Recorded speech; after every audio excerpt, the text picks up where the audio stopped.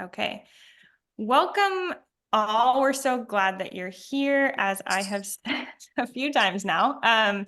And this session is expanding access to art in schools, our 101 priority series for 2024. My name is Catherine, and I'm the events and programs manager here at the Washington Women's Foundation. The Washington Women's Foundation is a strong and inclusive collective of informed women who together impact community transformation through grant making and utilizing trust-based philanthropy. We value and encourage active learning, thoughtfulness, and uplifting the voices of those in our community who are experts and leaders in their fields, like today with our lovely panelists. This year, the membership has selected the following 3 priorities to focus on for learning and grant making. This today is expanding access to art in schools. Next week, we have re-entry support, and then in 2 weeks, mental health and housing. This panel discussion is the first of 3 that explore our 2024 priority areas. We're overjoyed that you're here today and thrilled to learn and grow together. Before we get started, I want to take a moment to acknowledge that we are gathered here on a stolen and unceded Indigenous homeland, and in the context of broken treaties and unresolved harms to Native peoples. We are on the traditional land of the first people of Seattle, the Duwamish people, and of the Coast Salish, the Stillaguamish, Duwamish, Muckleshoot, and Suquamish, who have made and continue to make their homes here around the Salish Sea. We recognize as well that we live in a nation of wealth, a wealth created by the subjugation and exploitation of African peoples brought to this land through chattel slavery. We honor and uplift the original Indigenous stewards of this land and the forced contributions from generations of Africans. This is an acknowledgement of stolen land and stolen labor, and a recognition that the impact of these wrongs reverberates into our present day. Our acknowledgement does not replace authentic relationships, but serves only as a first small step in honoring, with gratitude, the land on which we live. A few words about our subject area today. The Washington Women's Foundation defines expanding access to art in schools as the investment in the integration of arts in school settings and expanding access to arts for students in grades K through 12. We understand this further as the benefits and barriers to arts education in Washington State, as well as the impact of expanded access to arts in a K through 12 school setting.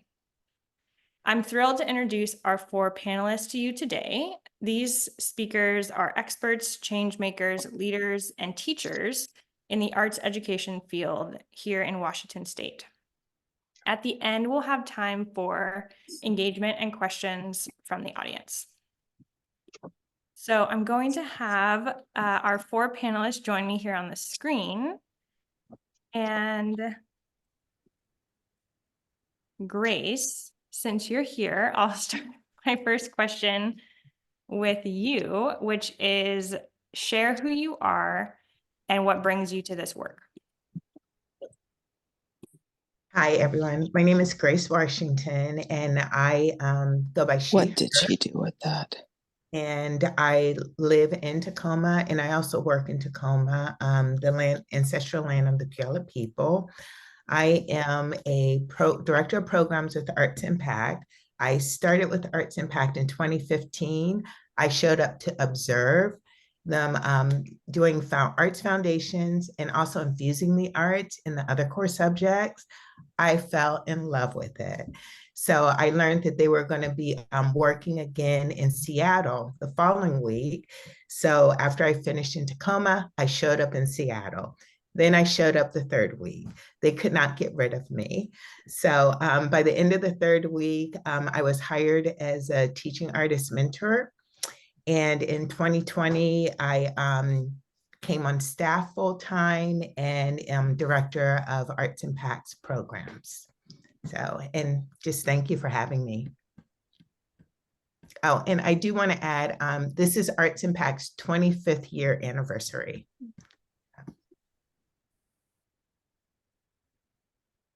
Thank you so much, Grace. Tina, what about you? Hello, everybody. My name is Tina LaPadula. I use she. I'm also fine with they pronouns. My background is in theater, and I'm one of the founders of Arts Corps in Seattle, Washington, where I worked as a teaching artist and as a manager and director for more than 15 years. But my current role is at the Seattle Office of Arts and Culture, where I'm the arts education project manager. And I feel like I moved to Seattle in 1990 from the East Coast. I got Bronx people in my family. Um, and since that time, I've been working as a teaching artist and for arts education justice. Um, Individually as an artist, but in collectives of teaching artists and educators, really looking at who has access and who doesn't, and how we could collaborate to make sure that there's more access. And that's what I'm really passionate about. And I feel really grateful to have my role at the Seattle Office of Arts and Culture supporting Seattle Public Schools through the Creative Advantage program, which is actually 10 years old this year. Um, so, more to say about that, but thank you for having me as well. I'm really excited to be in this room here today with all of you changemakers. Thank you so much, Tina. Rose, I'll pass it over to you. Hey there, my name's Rose. I go with she, her pronouns.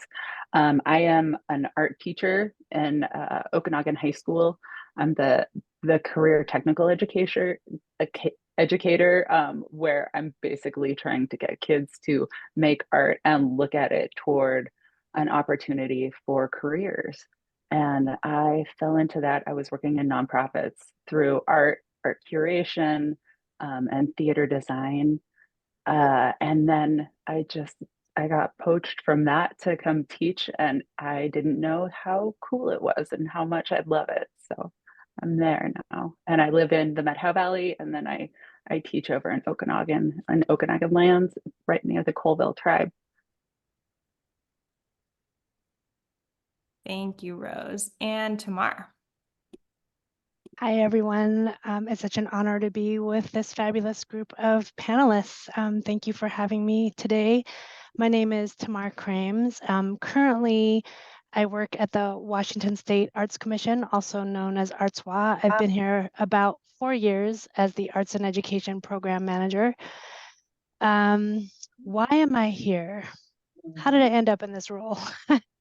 in 1 minute or less. I was born in San Francisco in 1975, and I just feel like I was surrounded by this kind of community-based sort of arts and service-oriented, neighborhood-based way of being, at least where I grew up. And I just thought that's how everything operated. There were like musicians and theater people and makers and food justice and a soup kitchen, and everybody was talking to each other and doing really cool things.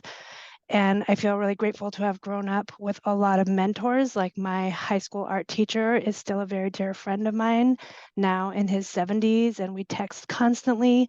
And I feel like I just had a lot of avenues in my education as a young person that allowed for self-agency, self-expression, telling my own story, healing trauma.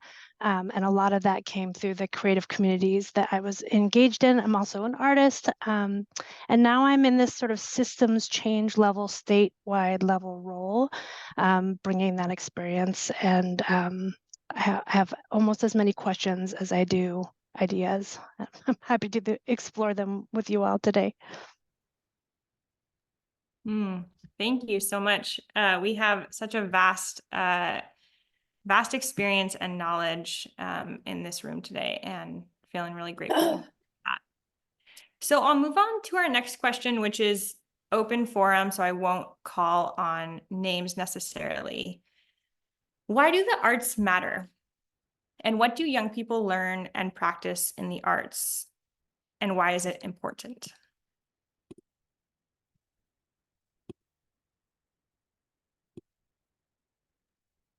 I can start. The arts are so completely important for our students, especially right now, offering them, it provides them with agency and opportunity that they wouldn't necessarily have outside of the art classroom.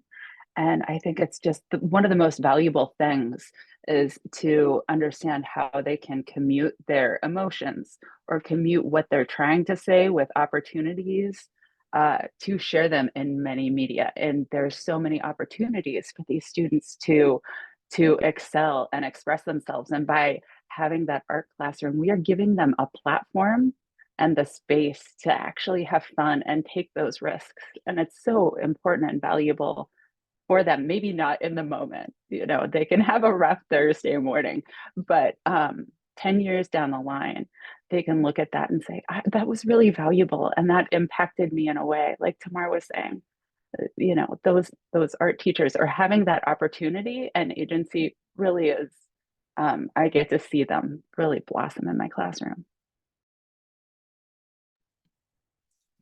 I absolutely agree with Rose.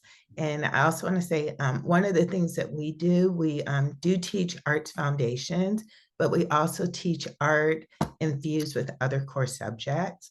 And one of the things that the arts do is it provides really rich learning experiences. So it gives students an opportunity to make meaning out of what they're learning, whether it be math, English, science. It also provides for the 21st century skills that adults and students need. So for higher learning and higher engagement, so it provides opportunities for collaboration, communication, critical thinking skills. It allows our kids to problem solve in all natural ways. People are creative people. So, and we learn best by using our creativity. So, and that's what the arts provide.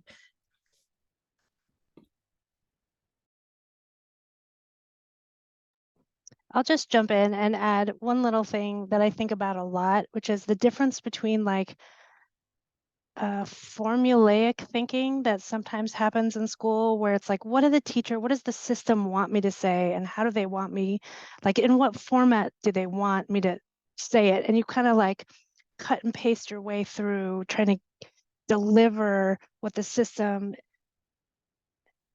wants you to deliver, if that makes sense. And I feel like that can be so disempowering for many young people and just quite honestly, many teachers in navigating these systems is just constantly trying to give the system what it wants in terms of how it measures intelligence and how it measures value and whatever. And I feel like the arts can uniquely kind of cut through that a little bit for students and allow them some space to generate something from within themselves.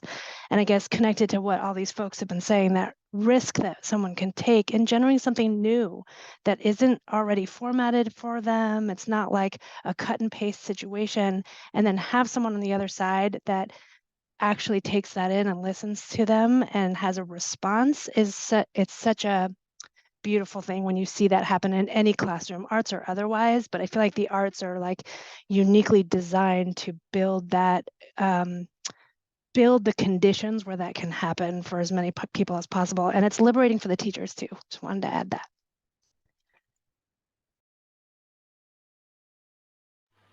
Well, yes to all that. And we know there's so much research out there that talks about all of the benefits of arts learning, whether it's like even tied to like academic performance in schools and young people wanting to stay in school and be in school and being intrinsically motivated to learn more, higher graduation rates, all sorts of, you know, good things about why the arts matter. But it's good for our souls too, right? And it's good for connection, and it is how we make meaning. And, you know, it's the bellwether, I think, of the health of a school, to be honest. And I know when I talk and look at, you know, parent surveys and things like that from public schools, it's something that parents and families care about and name again and again. And yet it still suffers from, you know, critical underfunding.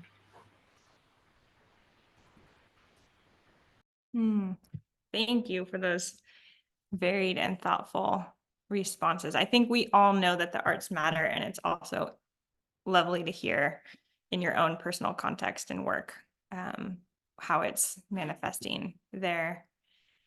So our next question, why is expanding access to art in schools a part of the bigger picture of dismantling inequitable systems of education? That's a long one, so I will say it again. Why is expanding access to art in schools a part of the bigger picture of dismantling inequitable systems of education?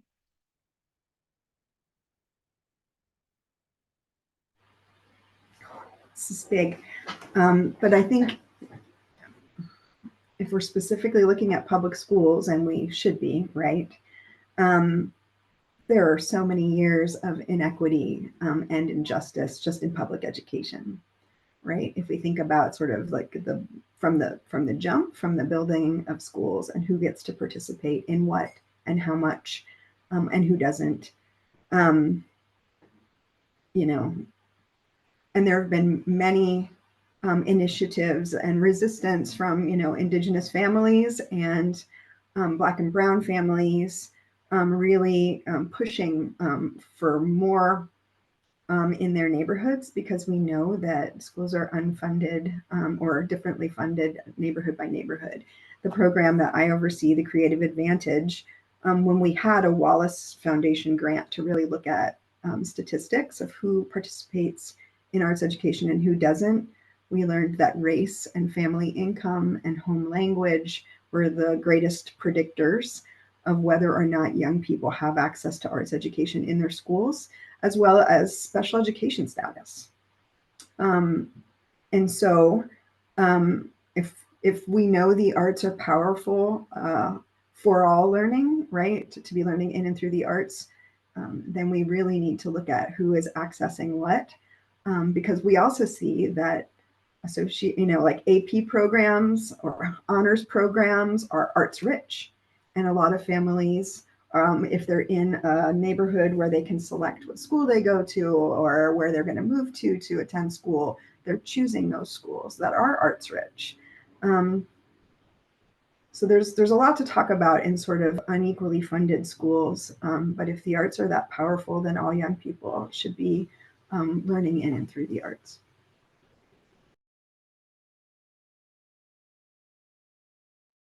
I like that a lot. I think that what you were talking about, that was the differentiation in arts is one of the easiest ways to provide education differentiation. And what that means is making education and information accessible to all students.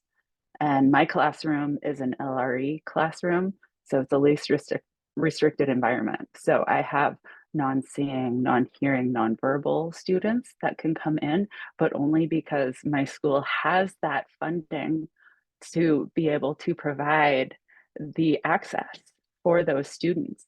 And as differentiation, you can also have that arts integration.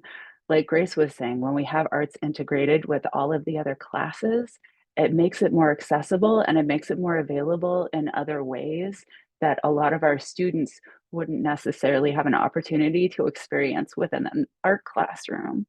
And having that arts access will provide the space for a lot of those otherwise inequitable systems.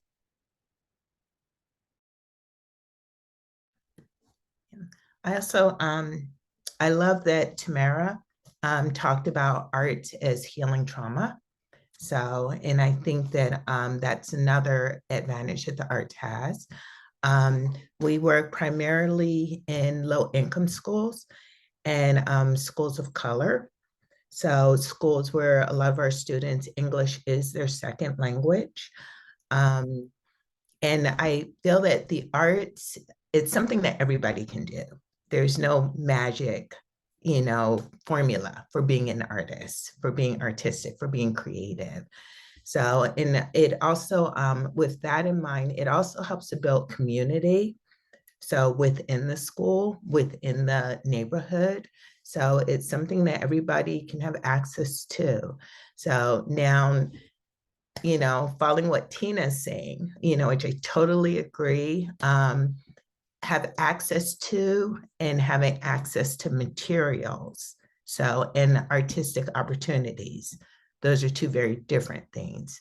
So, and usually schools in low income neighborhoods, which is made up of a lot of students of color, don't have those opportunities. So. Thank you, Grace. I'm just going to jump in real quickly, if that's okay. Catherine, do we have time for one more comment? I just want to think about real quickly this idea of dismantling inequitable systems, because the inequities in funding and support and access, it's not by accident, it's really by design, and it is such a deep, profound, embedded in our systems reality. And I just want to make sure that in these efforts, like, yes, there's chronic underfunding currently, but there's undoing of some very harmful practices, including within the arts. And I just want to say that because we're in a context historically where people, so like I just want to make the connection between arts and culture, right? We have schools that would punish people for speaking their home language, right? And we still do, by the way. But I mean, systematically, like schools that not only wouldn't allow for someone to be themselves and to bring their full self and their culture and their expression of their culture and families into the school space, but would be punished for doing so continuously by design. So I'm just saying it's inequities in funding and resources, but it's also just like it's so deep within our systems. And so there's a lot of work in the arts in terms of like music and theater and this and that, but I just want to make the link to culture and belonging and being that is goes really deep, right? Beyond the like, what did you draw today on a Thursday morning with the mood that you were in? It's a deep work. Yes, it is deep work. Wow. Kind of expanding on that question, we are still in the pandemic in a lot of ways. So we're still seeing this. The pandemic exposed so many systems that needed and need more structural help and support. What has been the impact of the pandemic on nonprofit staff, teachers, and teaching artists like yourselves? And how has it been for students and families?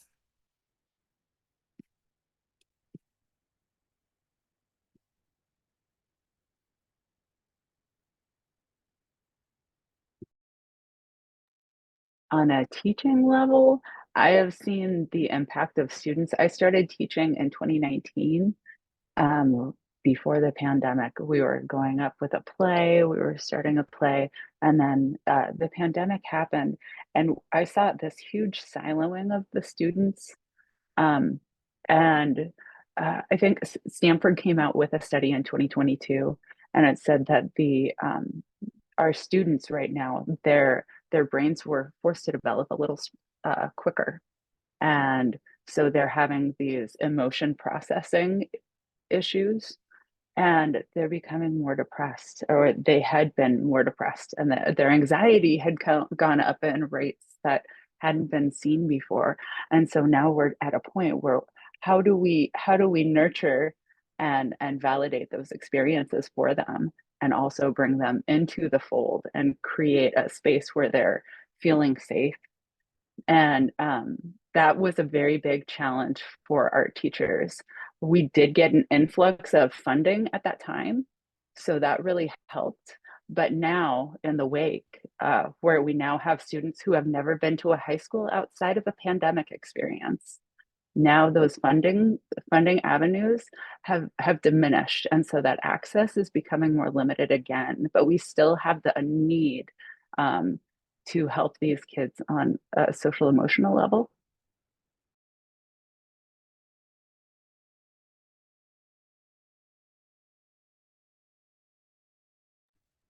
Okay. I know we know a lot of the harms that the pandemic really highlighted, magnified, things that were already there in the systems. So especially things that are known if you're working within the environments, so that are not equally funded, that don't have the same opportunities as schools that have more income coming in. Um, One of the things that I just want to highlight is during the pandemic, with the districts that we worked with, whether it be elementary or middle school, and we work with rural and urban districts, so throughout the state, a lot of schools had systems set up where families could go in and pick up their learning packets. Okay, so the issues that we saw were if you had a computer, and I will say, I know of one district whereas second grade and below did not receive any computers until February. Okay. So if you had a computer that worked, okay, you're not on your mom's cell phone. If you're not homeless, okay, because we work with a lot of kids who are experiencing homelessness. A lot of kids weren't turning on their cameras, okay, participating. So, and one of the things that we saw that the arts did whenever we announced, okay, Arts Impact is partnering with this classroom in this school, arts is going to be part of your supplies. People came and picked up their supplies. Okay. And the kids were able to keep those supplies because they were all individually packaged. And like Rose said, there we did get an increase in funding for the pandemic. So we were able to purchase even more arts and learning supplies for the students. So, and it's shocking to go into classrooms even now and see, okay, maybe there's a couple of packs of crayons for them to share. So whereas in the packets, they got a lot of art materials. So, and it just really showed the importance and value that students and their families had on the arts.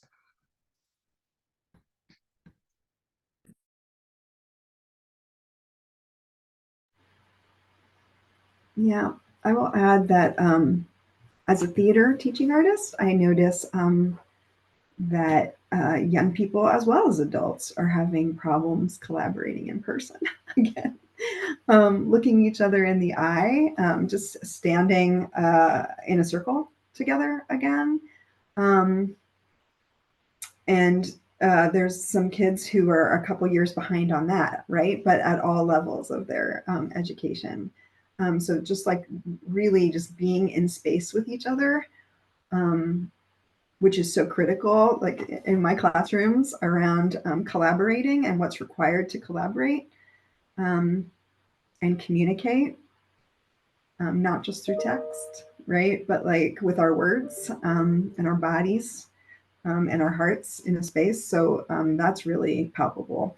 In a systems way, I also see that a lot of school, parents and families left public schools, right? And when people leave public schools, the money goes away with them. So that's a real impact that is still sort of being meted out as we look at the data.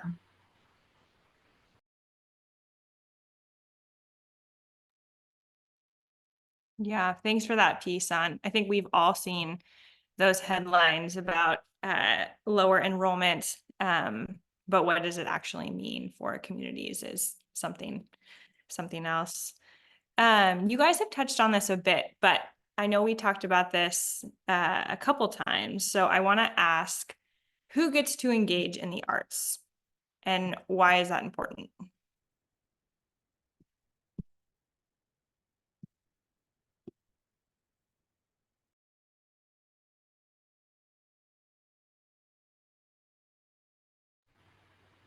Oh yeah, this is big, but I mean historically, it's been pretty classist in schooling environments. I even think about my own, way of learning about theater. I was fortunate enough to go to theater school. I had some arts in school and got to do that, but was taught in a pretty hierarchical way.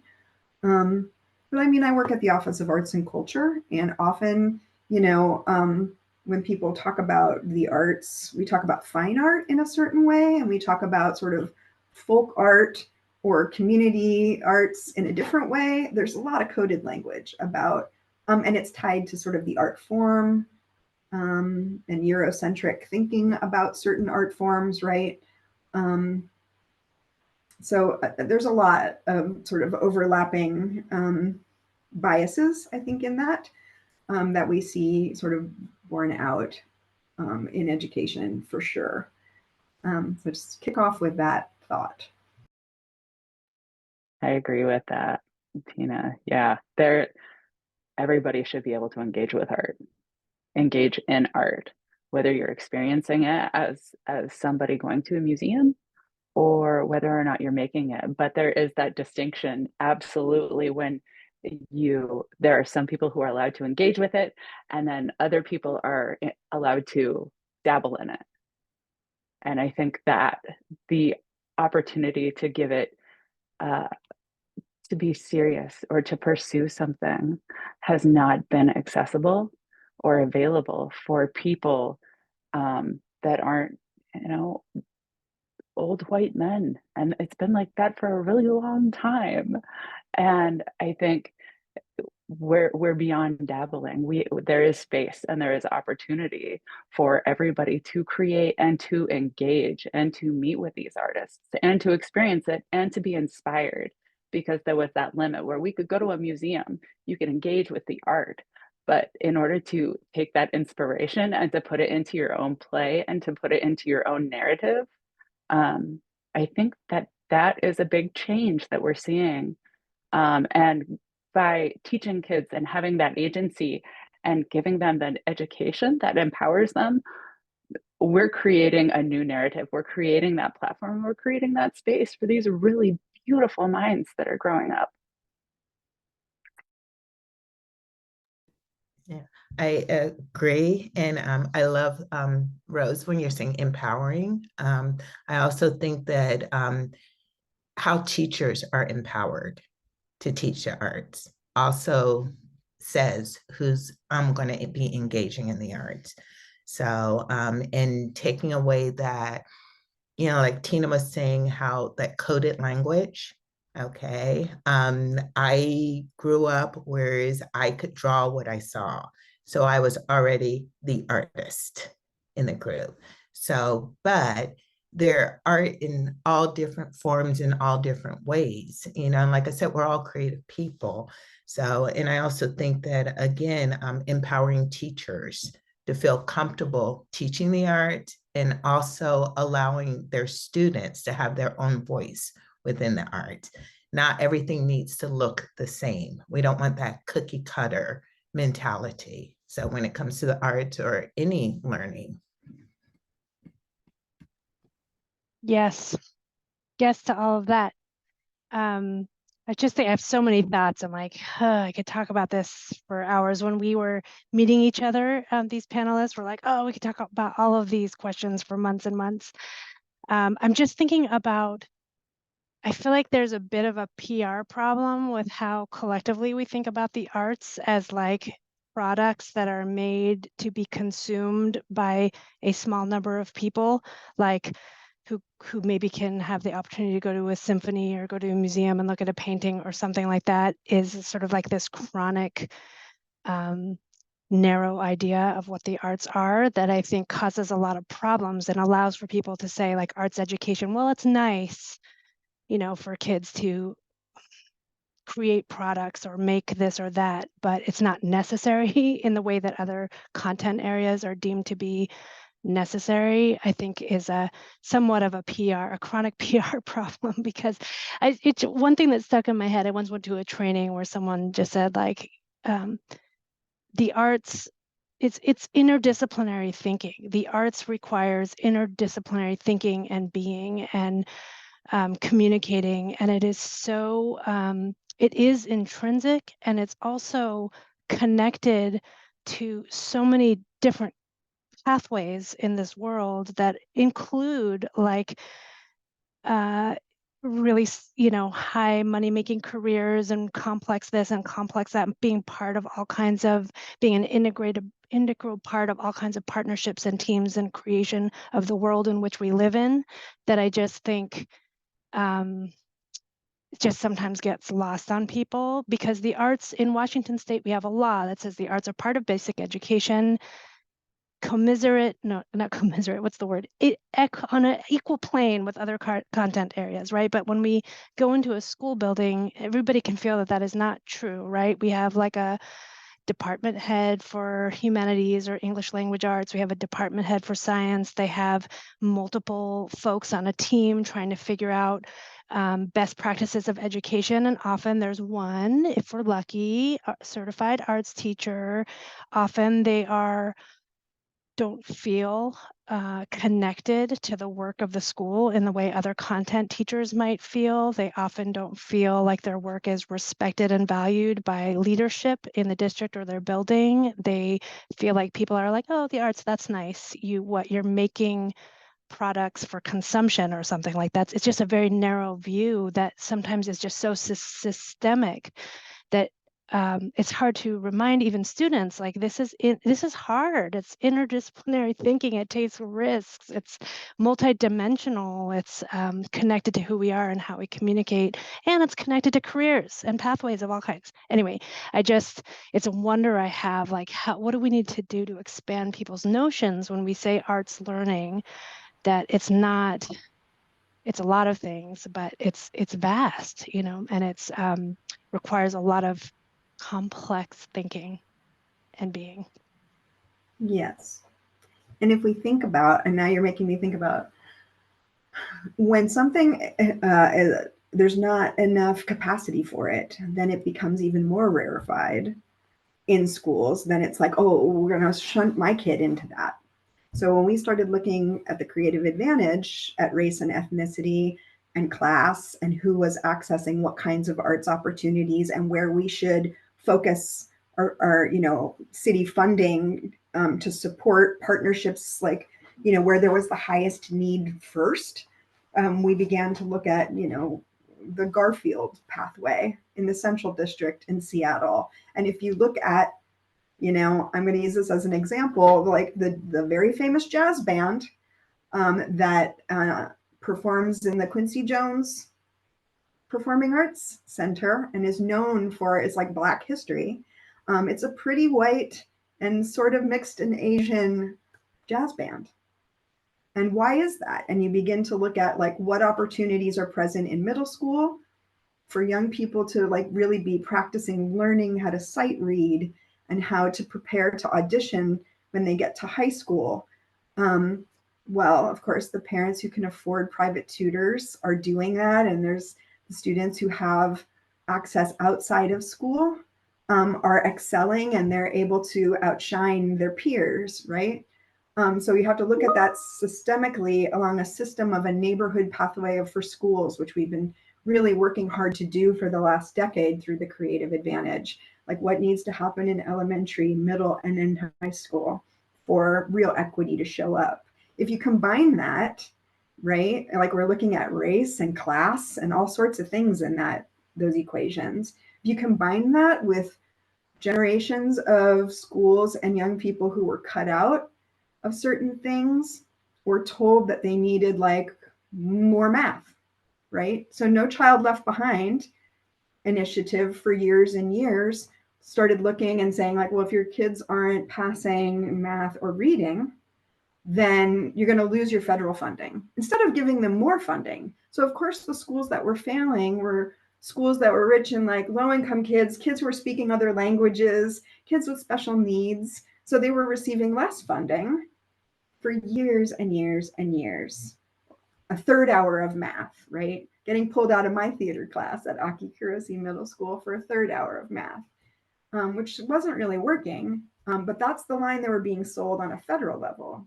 So this is when we start to think about like institutions and systems. That was at play. Then PTAs step in to help offset things. I'm on my kids' PTA, but that adds to greater inequities instead of more parity. And that's what we're seeing. Just want to name all that complexity. I think that getting to use and collaborate with some of the organizations and getting creative, we have to get creative when we are trying to give students opportunities, because they do have limits, but when they are in your classroom, you can go out of your classroom. And having that where you go and you collaborate with different groups. My school, I just did a collaboration with Confluence Gallery and Twist, which is a fair amount away. It's 30 miles away from the school, but our students got to have a community art show, and they were given an art show at the same time there was a professional art show in the main gallery. And what they did, they created the theme, and the theme was tug of war. You know, do I stay in Okanagan, or do I go to a four-year college? And they were all of the things that were very truly, the students were very strongly feeling all of these emotions and this anxiety about being available for their family. And there is that limiting experience where they feel like they were worried about keeping their families, and they're tied to their culture or branching out and moving on. And in going to this art gallery and seeing all of the people and engaging with the arts in that way, it's a responsibility for all of us. I mean, it's a responsibility to give people opportunities, but it's also a responsibility to see them. And our students got to do that. And we created an oral history. They had an opportunity to create a comic book page from an oral history that they were given from their family or from their culture, and they could write it in whatever language they wanted to, but they shared it in a visual experience. And that connection made them feel slightly more grounded in their connection with their family in that oral history. And then to share it with other people, you had to get creative. We had to get our foot in that door or out the door, depending on where you're looking. But to create that, we gave these kids a taste of what is possible and a taste of that experience, to be respected, to be regarded as somebody who is sharing their culture, who is sharing their emotions and experience in a valid way. And creating that validity for those kids, I think, was absolutely, completely important and vital for their growth. Hopefully, that's the goal. I love that. I think also another way that just gives kids the opportunity is also looking at who's coming in and teaching. So, and the communities are teaching in. So giving artists of color who normally do not have the same opportunities that their white peer artists have.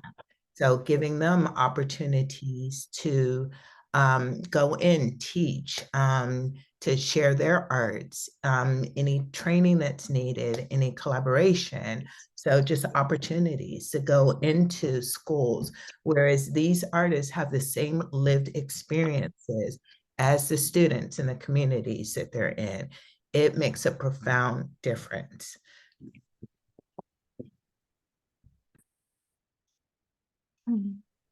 Thank you, guys. I feel like I don't even need questions. We can just keep talking about what's going on in your work. Love that. So a lot of you in this on this panel were already working together. So I think we'd love to hear about the collaborations and cohorts that exist across the state that are helping to improve art access in schools. What are some of these alliances, and how do they impact and expand the learning opportunities for our Washington State students? And if you would like, we could talk a little bit about how data influences the work of state funding and alliances. I'm going to jump in and start with like a zoomed out statewide view that is connected to all of our work. And really, I hope you all jump in, because I think we're all involved. I know we're all involved in a collective impact approach to systems change, regardless of I guess, project title or geographic region. And Rose was just talking about it. It's like you have your resources and then you look up and out of your classroom and it's like, what are the bridges we can build in service of students and empowering students? So I'm just going to zoom up to the statewide level. And I've got some links if that's helpful that I can put in chat, but we're lucky in Washington State. Not all states are in this. But we're lucky in Washington State that we do have policy that does include the arts as part of a fundamental part of basic education for students K-12. Not all states have that, so that is a good place to start. I try to be grateful. I'm like, yes, this is helpful. So I wonder, let's see if this goes to everybody, let me know. And this law was just added on actually starting in 2023. There was a bill to further clarify what do we mean by arts as fundamental and considered a basic part of a fundamental part of basic education for K-12. Like, what do we mean? At what grade level? With whom? For how many hours? And so this law that I put in the chat goes to further clarify what we mean. And they clarify that we mean both visual and performing arts, which is still pretty broad, and we do mean at every grade level. And so I won't read through the law, but so that's some piece of policy that we are working with.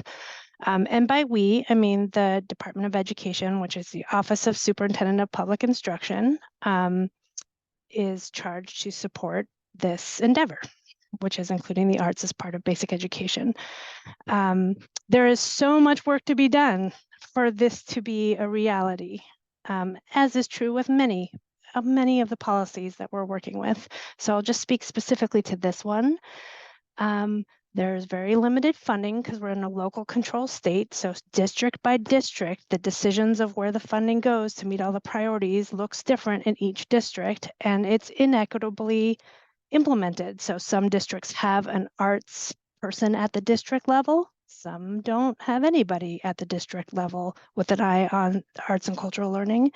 Some folks have administration that are passionate about arts and cultural learning within their building, within their school building. Some do not.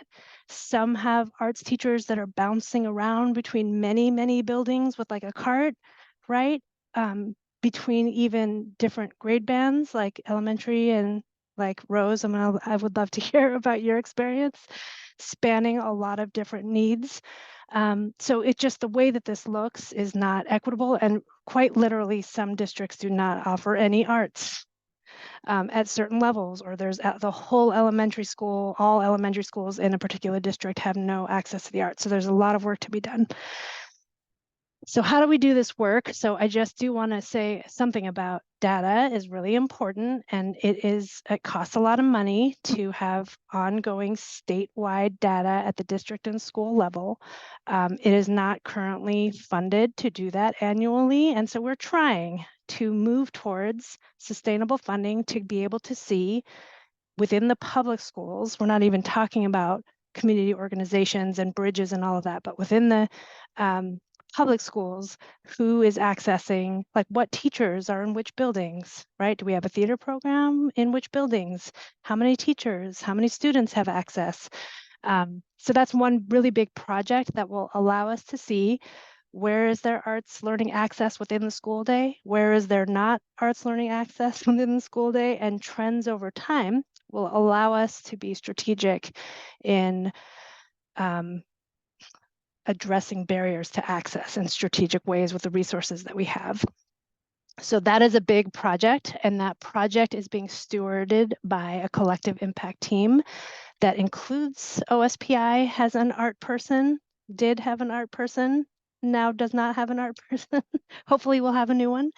The State Arts Agency, which has one arts and education program manager, so that's 2 people, and some like cultural access organizations like Inspire Washington, Arts Ed Washington, and then community partners, nonprofits, school districts who are interested in enacting system change with an equity lens around arts and cultural learning opportunities. So there is collective impact happening, and it has to be collective impact because we need voices, statewide voices. They can't just be I-5 corridor voices, right? We need voices from every region of the state. We need intergenerational voices. We need students at the table. We need teachers at the table. We need elders at the table when thinking about equitable access. And also we need content representation, right? Like where are the dancers? Where are the theater people? How about the graphic design people? What about so that is coalition building that is currently happening. We have a coalition called the Arts for All Coalition. I believe we're 3 years in, and we bring all of those folks together to try to, one, figure out how can we sustain statewide data with an equity lens? How do we make that data and the findings of that data accessible to the public? And what do we do about it collectively? Like, what do we do about it? So that is a big project. And I know that there's also similar, and I'm going to toss it to you, Tina, if you're okay with that, but similar efforts in King County, Seattle, right around the creative advantage and doing a collective impact equity focused model that's data informed and data supported. So, but from a statewide level, there's just not a lot of people with jobs that have their eye on this particular thing, right? So the resources and the administrative support are slow moving. But I love to talk about it, and we are heading in that direction. And we do want to see, and I will say there have been data projects statewide, and they parallel what Tina has been sharing around more localized data that's coming out of King County and Seattle, that predictors of more barriers to access are socioeconomic status. They are multilingual students. They are students with disabilities who are pulled, as we have talked about, who are pulled out of the art space to do remedial whatever, reading and math and whatever. And also, I will say, regionally, we have rural districts that have limited access to arts programming, where we see rural districts don't have the kind of access that more urban districts have. So we have regional barriers as well, and also our partners in sovereign nations, right? The Native students, and what kind of pathways and creative learning pathways do they have access to within their communities, but also regionally? Like, what are they able to plug into? So those are some of the things on our mind. Tina, do you want to add to that in terms of collective impact approach and data? Yeah, you're doing so much, and I'm so appreciative of you, Tamar, at the state level. Our state is big, and man, there are real differences between rural and urban locales for sure. In Seattle, we feel really lucky that more than 10 years ago, the Wallace Foundation did come to Seattle. It was going around to different cities. We went to Boston, went to Chicago, went to Dallas, San Francisco, a bunch of different cities, and said, like, how are arts communities of individual teaching artists and cultural organizations, community arts groups supporting Seattle, public schools in general. In our city, we had this $1 million kind of research grant that was in 2012 to look at, what was happening. Groups like Arts Impact, I see you, Beverly, and Arts Corps. I was there at the time. Community partners came together to help schools look at that, and that was our first bit of data. And we know now, over a decade later, that we are having good impact. Our collective impact model in Seattle is between the Office of Arts and Culture. We give money to every Seattle public school to do some arts planning, to look at their racial equity data of who's participating and who isn't, to do a bit of an inventory about what they have and what they wish they had, and then use some funding from the city to work with partners to help offset some of their massive inequities. And that looks like arts integrated programming, looks like professional development, things like that. And Arts Impact is on our, our roster of partners that works with us. We have over 120 partners that are helping Seattle Public Schools. Some big ones, like the opera, the ballet, or the symphony. all the way down to like, you know, Massive Monkeys break dancers who are doing dance in gym and things like that, right? Like really trying to think about ways to have arts infused learning in a lot of different ways in schools. And we are making a lot of progress, and the road is, you know, still long. So that's the collective impact model we have with a fiscal partner, which is unique in the Seattle Foundation, actually. So the Seattle Foundation can accept grant money for the Creative Advantage as a project in a way that like the city can't or the district can't, but the money that we accept through the Creative Advantage can go to the Seattle Foundation for the Creative Advantage. It's like a third party way of doing that work, and that's been really beneficial. We'd like to expand that. And I think that kind of shape of like cities, districts, community partners, and folks who care about philanthropy, like y'all, is a good model to look at for our whole state. You know, like how can we be raising more money for arts education? How can we be doing more advocacy collectively for arts education with families and young people, like Tamar was saying, because everybody is pro art, it seems like, just not pro funding it.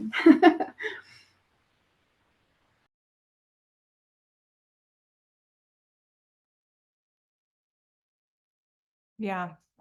Grace or Rose, anything you want to add? No pressure either way. I can add a little bit. I've seen a little bit in data harvest. I've seen with Native populations, there is a blind spot. So that data doesn't necessarily get to the people that need the data. So we can quantify need. And working together in concert with people like the Colville Confederated Tribe and having those relationships. It's all about building those relationships that can really impact how we can provide services.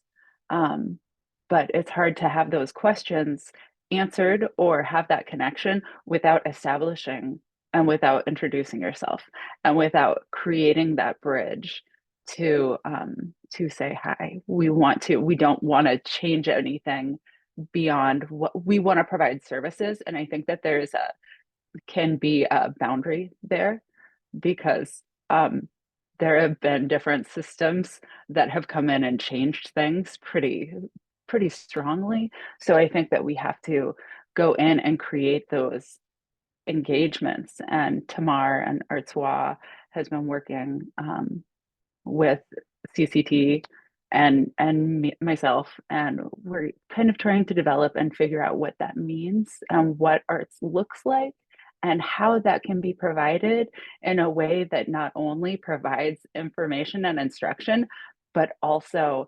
celebrates and integrates cultural inheritance. So I think that's a really important aspect and that itself can also lend to creating that data to quantify those needs. I agree. I also want to add, not just on a state level, but also the building relationships within the local.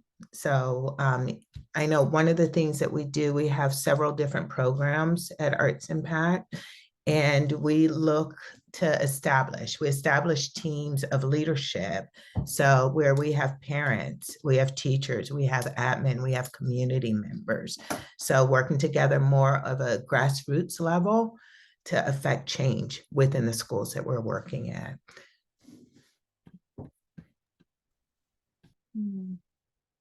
Thank you all. It's so encouraging to hear about all the different work happening across the state. And I think, yeah, helping to ensure the right support there is something that we all need to hear and help activate. So this is a more hands-on question.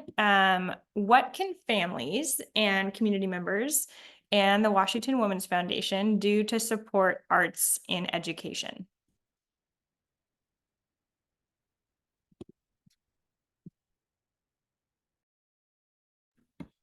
I think this venue is a great example. So giving everyone the opportunity to find out what's needed, where the strengths are, but also where the challenges are, where we need a lot of growth.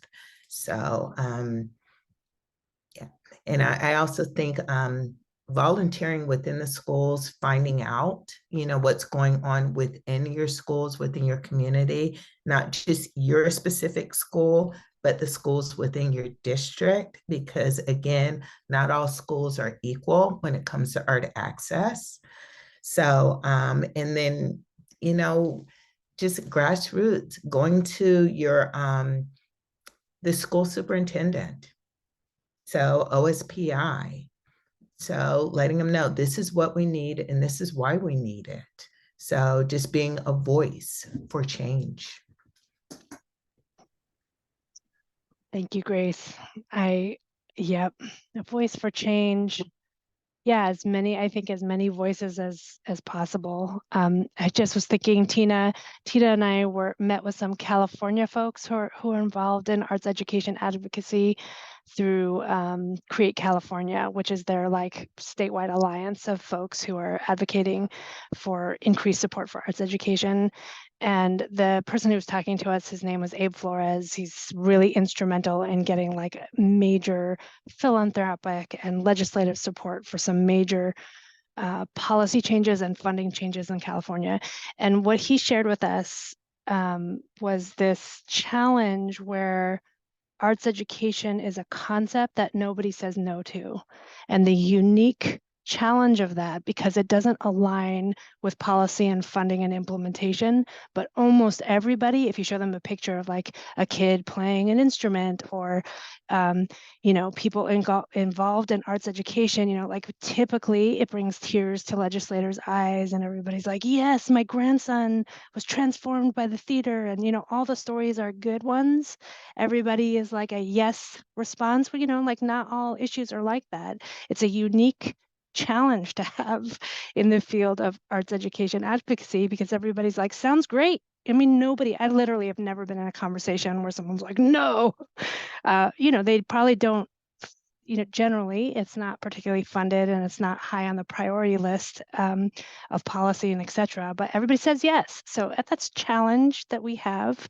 And I think it's a challenge that requires a lot of data to say like, okay, well, we are all saying yes, but let's look at what's actually happening, right? So even though everybody's saying yes, the data is telling a different story, and there's a lot of no's, like no program, no access, no instruments, no materials in a lot more places than we probably would like to know about, right? So like, how do we make that visible to people and then reckon with what that means equity-wise and confidence-wise and healing-wise and liberation-wise and career-wise and all those things?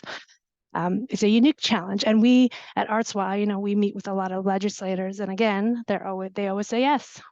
They always do, which is, I guess, kind of nice, but it's a challenge. I agree. Although, when trying to coalition build, like we'd say yes, I hear a lot of yeses conceptually to young kids, like drawing and painting. But there's also a persistent sort of narrative about artists as being radicals. And that's scary, to be honest. And when we start to talk about like who gets to make things and what is that thing, if we're really empowering or giving space for young people to share their feelings and ideas, what might they share? And I don't know if I want to hear what everybody says or feels about things, right? Because there's also sort of an assault on truth. Let's just be honest. I have been in meetings trying to raise money for arts education, and I was talking to a very big funder in Seattle, and they were like, well, what are the benefits of arts learning? And we had this whole conversation about like not just art skills and attitudes and behaviors, but social and emotional learning, right? And leadership skills and confidence and communication. And they literally said to me, whoa, leadership skills. And I said, yeah. And they said, well, don't you primarily work, or aren't you trying to fundraise for like, kids of color? And not everybody gets to be a leader. And I just like, it was so eye-opening for me, y'all. I was like, damn, okay. And they were like, some people are going to be tracked into leadership and some people aren't. And so when we're talking about public schools, there are pretty heavy narratives that are caste laden about who gets to participate and make and lead and who is being sort of groomed to be workers or just, you know, the proletariat. I don't know, man. I found myself saying, this is America. And I'm not a like overly patriotic person, but I was like, what about leading your life, your family, your community? Like leadership looks so many ways, right? And shouldn't everybody have the same opportunities to like contribute to our society? And aren't we missing out if we actually aren't engaging all of our young people? And all of our young people are our young people, right? So I just want to name that, like, I've heard some pretty egregious things when it comes to sort of the radicality of artists. Like, so there's that narrative as well, right? It's not just all it's feel good when they're 5. It's threatening when they're 17, 18. Statewide PTA, y'all? Does that sound good? Like, how do we raise money together? That's what I'm thinking about. So that's a really good point. And it's also in middle school too. So where it feels threatening. One of the things that we do is we hire cultural arts groups to go in and do the art. So in one of our districts, we were going to have Living Voices, which is amazing, go in and do the Right to Dream, which is on the civil rights. The district did not want them. So they didn't want, it became very political. So, and it's just, it's frightening how the narrative is so far, I'm not going to say that it's changing because I don't believe that this is a change, but it's more out there, more out in the open. So, and I think that is one of the things that does make the arts challenging. So where is the PR on how do we combat this attitude? So if we can. I see that a lot in our school boards.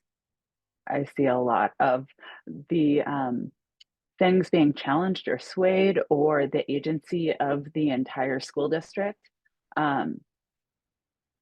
In some of the more rural districts, I see it under threat a little bit because arts is debatable for a lot of people, and I think in the best way to advocate, talking to school boards, going to school board meetings, being able to understand the climate and to see that, or to look at how the students are moving through the world. Our students get 40 minutes from K through 6. They get 40 minutes of art a week, and about half of that is set up and tear down.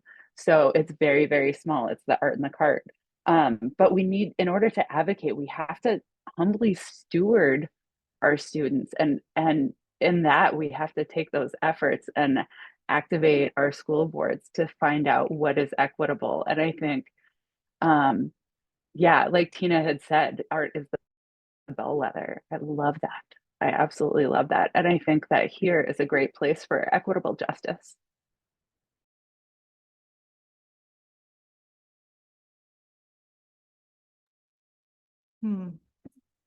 So we'll have one final question and then we'll open it up for question and answer from the audience. What is one final piece of content, so book, podcast, film, art gallery, art piece, whatever you would like, that you would recommend for the audience to keep learning?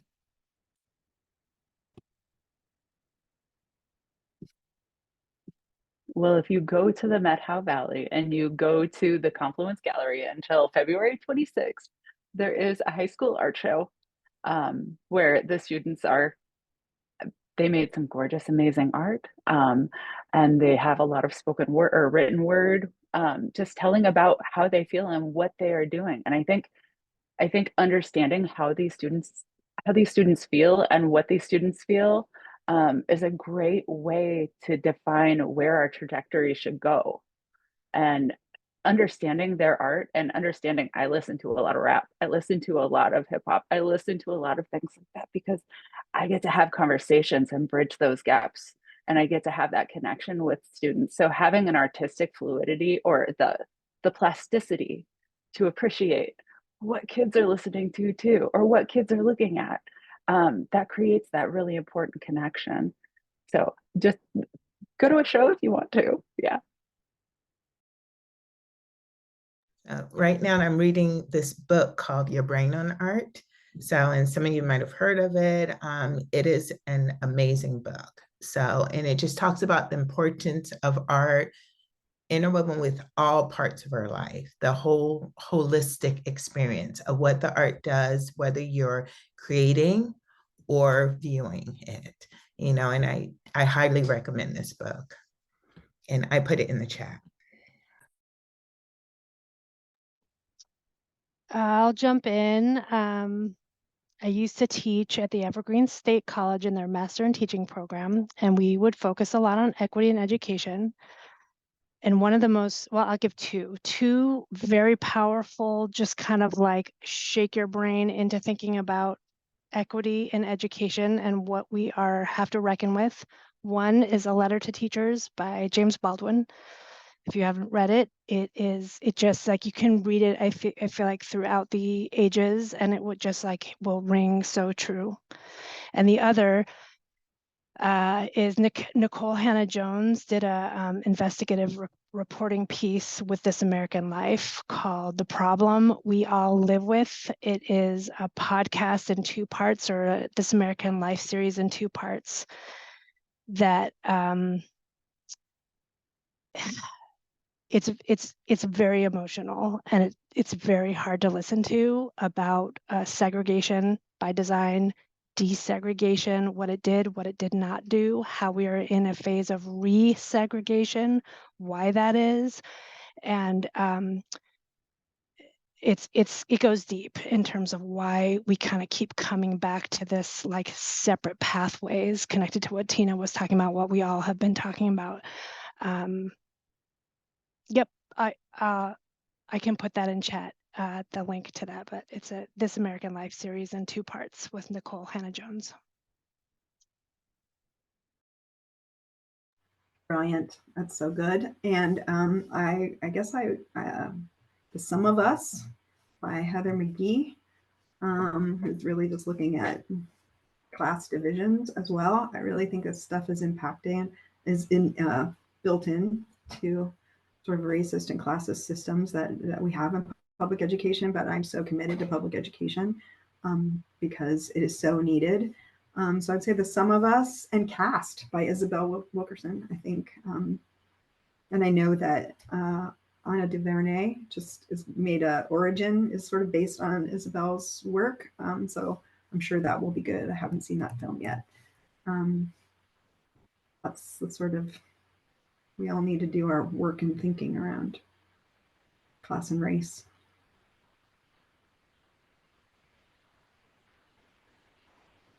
Thank you for those resources. They all sound so important.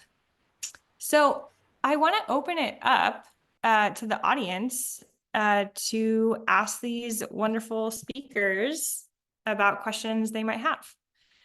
So feel free to add it to the chat or raise your hand, come off of mute. We probably have time for 2 or 3.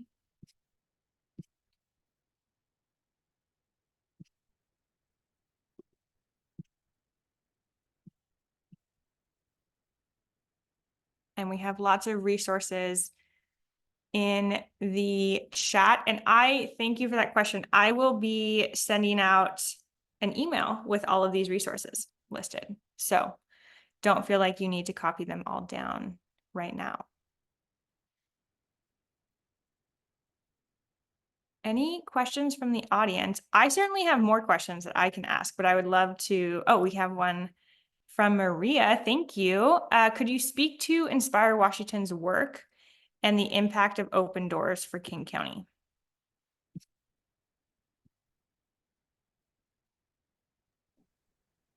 Tina, you want to start? I mean, you have more King County. I can speak a little bit. Cultural access, I can just speak. I'm not directly involved, I should say, with cultural access advocacy and legislative work, but there was some major wins last session, right, that allowed for cultural access, local cultural access changes in policy and legislation to happen a little more easily, which allowed for open doors. And right now, my understanding is there's 3 cultural access centers. There's Tacoma Creates, there's Inspire Olympia, and there's Open Doors, which is new. And it is, I don't know how much to get into this, but it allows for a tax to support arts and culture and science, depending on the legislation, the language in each city or local policy.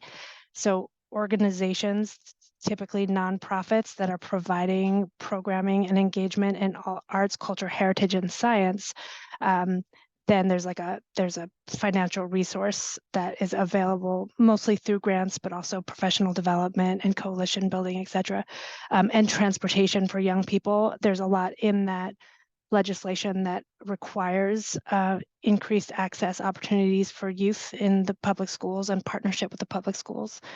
So I feel like a really good place to go is Tacoma Creates, since that's been the longest standing cultural access effort in Washington State. There's been others nationally that you can look at, like the Right Brain Initiative and other things across the nation, but in Washington State, Tacoma Creates. Inspire Olympia now has their city page and their grant programs and related programs to look at, and policy and strategic plan logic model, and Open Doors is launching.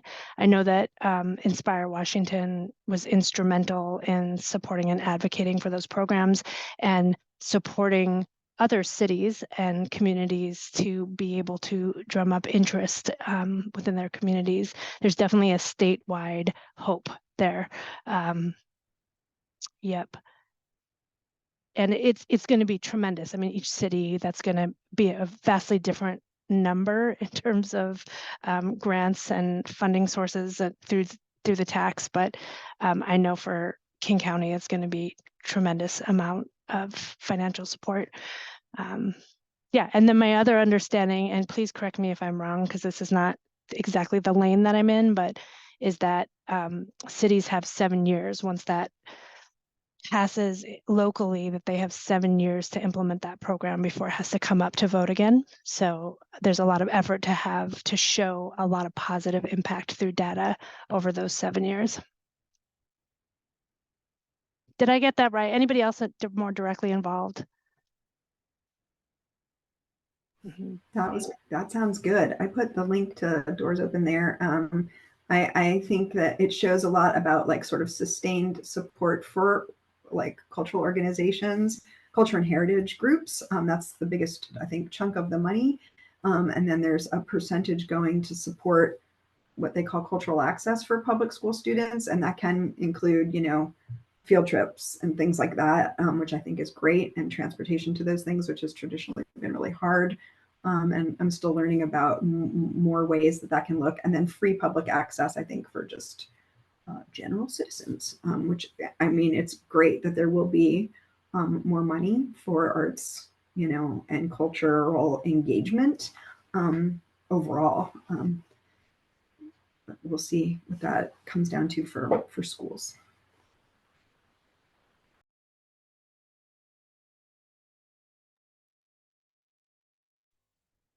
Any other audience questions or wonderings? We have time for it. Thank you, Catherine. Can you speak to the role of after-school programs that try to address the arts gap?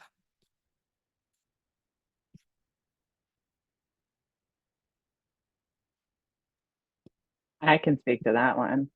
Um, yeah, they are invaluable to have that, to have after school programs, have not only support in my area, we have a very high poverty rate, and a lot of the access that to art classes isn't necessarily available to a lot of students, especially when they need any kind of educational intervention.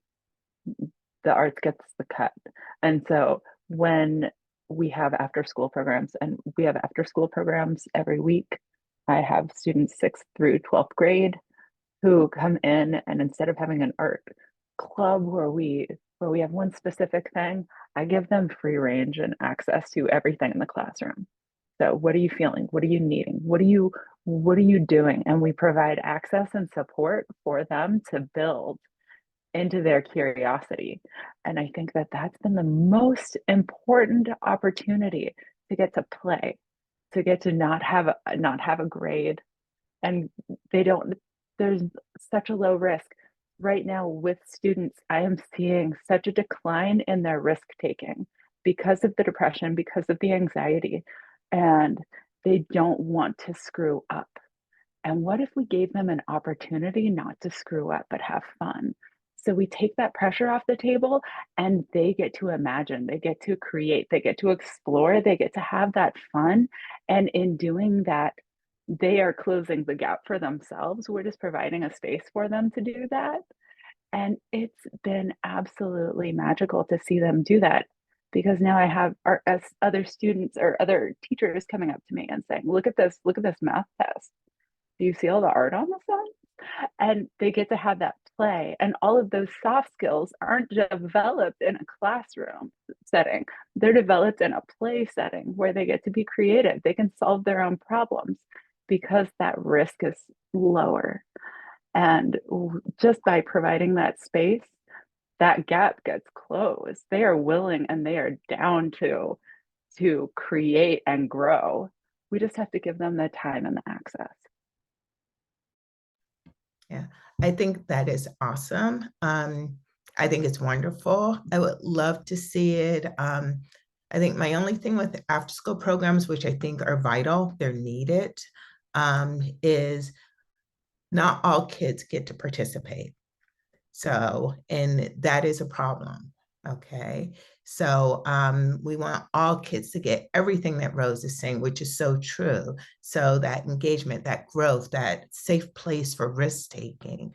So, and a lot of times it is, if we think of kids who have a job, okay, whether that job is to watch after their sibling after school. So, yeah, again, it makes it whereas only a smaller percentage have access to it. So, and bringing the art into the everyday classroom experience opens it up for all students. I think it's a both and, yes, please, more, please, thank you situation.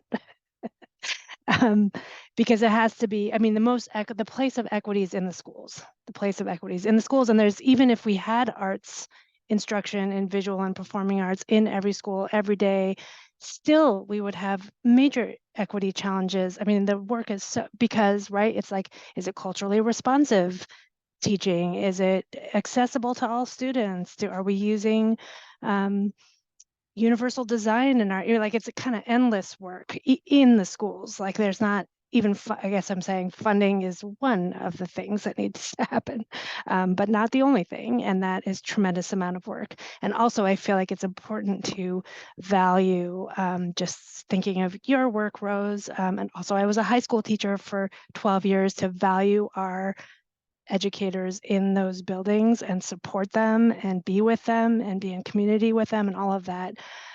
And we have this larger ecosystem that's a beautiful thing. And we have bridges, you know, in the schools, around the schools, after school, before school, in the summer, all of the above. And we have teaching artists, right? Artists that can work with intergenerational communities in the libraries. I mean, there's so much beautiful work that it's not a either or, it's all of it.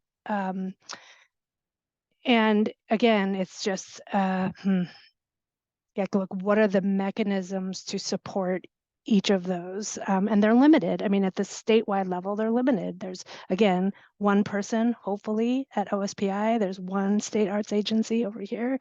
For our statewide grants, we get some NEA funding and we get some state funding. It's a very small pot of money, like in the few $100,000 for statewide programs, is small. And that's just what we have to work with. And that's true nationwide for state arts agencies trying to do all of the above, right? Support arts as basic education, support the broader ecosystem in a way that is statewide and not just in the cities, et cetera. It's a lot. So again, I guess both and yes, please, let's keep going, all the things.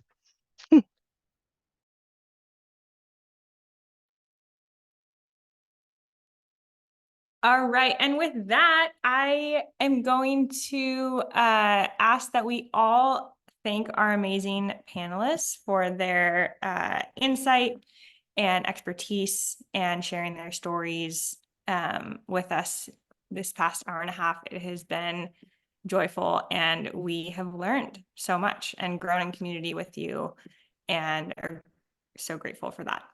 So, thank you all for joining. We will be back next Wednesday for our re-entry panel and hope that you join us in that. Watch out for an email from us with all of these resources and the recording, and have a wonderful day. Thank you so much, all of you. Appreciate it. Thank you. Thanks for being here. Thanks for hosting. Yeah, thank you. I appreciate it. Great. It was fun.